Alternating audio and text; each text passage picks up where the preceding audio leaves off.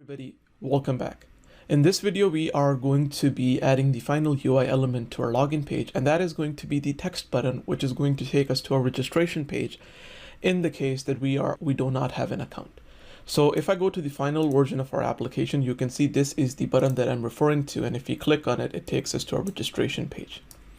So with that said, let's get into it and let's see how we're going to be doing it.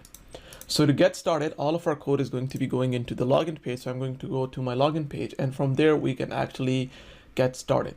The first thing that I'm going to do is that I am going to go to the top of my build UI function, then to the column inside of it. And then after the login button, I'm going to be adding a function which is going to be responsible for rendering that specific element. So I'm going to go down, I'm going to do another function, which is going to be called register account link, let's just say.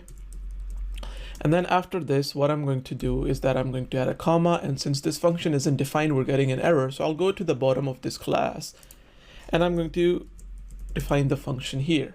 And the function is going to be called the same name. So I'm going to call it underscore register account link. And then this function is going to be returning a container. And then this container is going to have a child. The child will be a text widget, and the text is going to be don't have an account. So don't have an account. And then once that is done, the next thing I'm going to do is that I'm going to define the style, and it's going to be text style. And then it's going to be color, and then colors dot blue accent. And then I'm going to add a comma, do Alt-Shift-F, Command save, and you're going to see that the button is now kind of showing, but it still doesn't have any kind of input detection on it. Before I can add the input detection, I'm going to go to the top and I'm going to actually add some spacing between the login button and the register account, and it's going to be done the same way. So I'll copy and paste my widget size box in between them, and this time I'll just do device height times 0.02, and then finally, to have actual input, or you could say detection of any kind of input on this, I'm going to wrap my container inside of a gesture detector. So I'm going to copy this, I'm going to put in a gesture detector, and then for the child of the gesture detector, I'll paste in my container. And with this, I'll do Alt-Shift-F, Command save.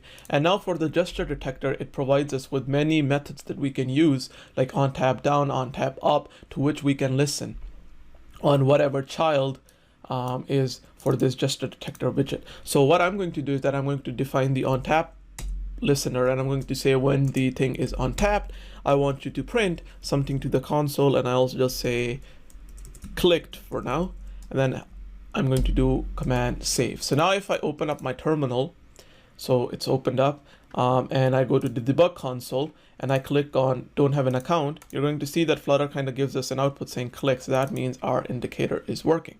So I can close the terminal up, and then what I can do is that I can remove this print statement for now and leave the on tap function empty. So with that, we're done with the UI implementation of our login page. So now with this, I'm going to see you guys in the next section, where we're actually going to be implementing the logic or the business logic to our login page, by which we will be able to actually log into our application and different stuff like that. So with that said, thank you for watching, and I'll catch you guys in the next video.